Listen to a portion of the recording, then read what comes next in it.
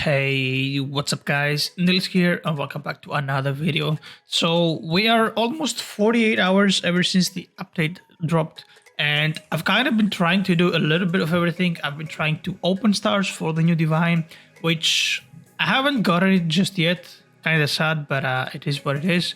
And I've also been trying to get my hands on the TIMELORD passives. Now, we have actually managed to get 2 of the TIMELORD passives, which you guys are going to see. And since we have 2, we actually finally know how it exactly works. So, first of all, ever since the previous video that I did where the passive was kind of rushed, just as I expected. And this is actually the true colors of the passive. It looks pretty freaking cool actually, especially on this guy. I think this guy looks really good with it. Looks better than this one.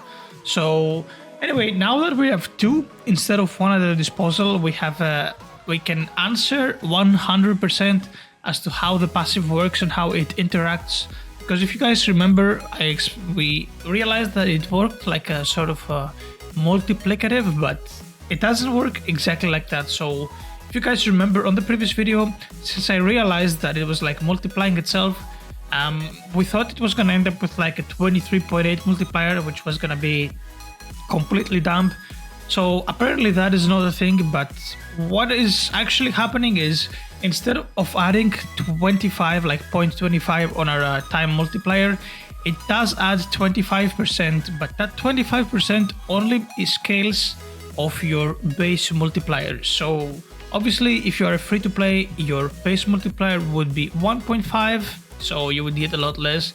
But my baseline is 4 because I have maxed that time chamber, which means, guys, that each of my time lords is gonna give me +1 on my multiplier. So see here, we equip this guy, it bounced up to 5, and we equip this guy, it's gonna bounce up to 6 right now. So technically what this means is if I manage to get all 8 of them, which we can equip at this moment in time, our chamber multiplier is gonna be pretty much up to 12.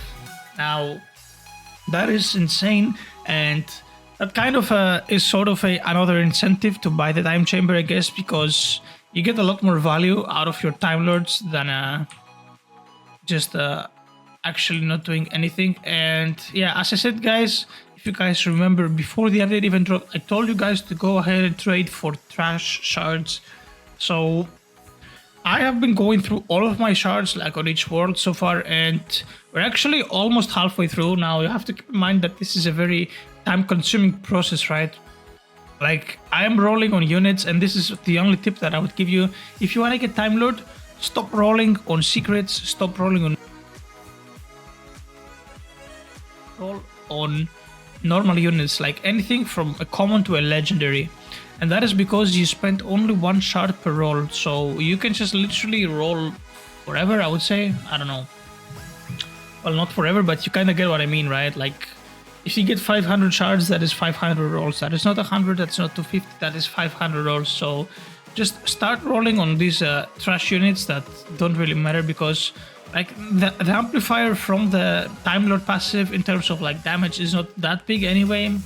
So the only reason is like you just want to use this for the time chamber passive, like for the time effect.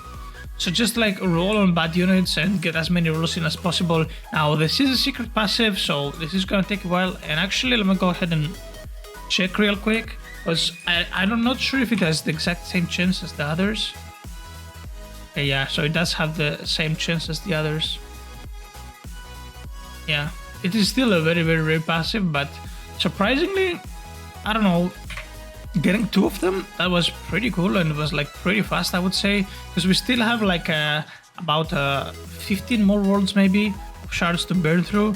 But yeah, once I go through like half of my shards, like half of the worlds, guys, I will make a second video where I will show you basically all of the passives that we have gotten, as I took a screenshot before we started, and we kind of know how many shards we have, like, and we can just make better assumptions. But I would say for the amount of shards that I've spent, we've definitely been doing good.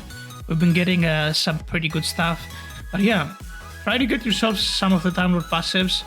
Surprisingly, it's not as bad as it looks. Like, obviously getting a secret passive on a good unit is gonna be hard because you need like 5, 10, 20, 30 shards. But getting a Time Lord passive on these units that cost just 1 shard is not as hard as I thought it would be. At least, or maybe I'm just getting lucky. I don't know. Could be one or the other. But yeah, anyway, guys, that was pretty much for this video. Basically, the recap is that the multiplier from this works sort of multiplicatively. Oh my god, this word. From the baseline that you have. So if you are somebody that has the time chamber upgrade, you will benefit a lot more from it than if you haven't. But anyway, guys, as always, if you enjoyed the video, make sure you click the like and the subscribe button, and I will see you guys all on the next one. Take care.